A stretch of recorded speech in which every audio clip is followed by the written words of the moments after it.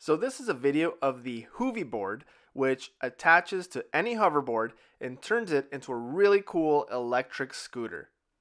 I was looking at getting the electric scooter attachment for the Segways, but $800 versus $80, the decision was not difficult. My kids got the hang of this in like 5 minutes, and as soon as they got the left and right, forwards and backwards, they were off to the races.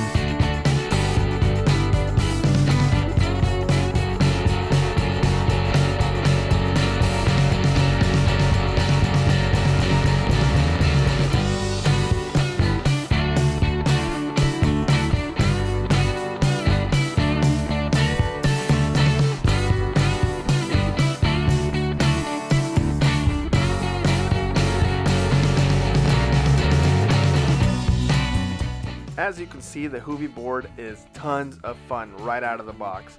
I only paid like $80 for this on Amazon.com, plus $130 for the hoverboard. So for under $250, you get an electric go-kart that'll pretty much go as far as your hoverboard batteries will take you.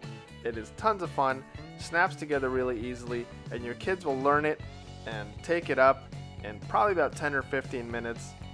In my opinion, this is a really worthwhile purchase.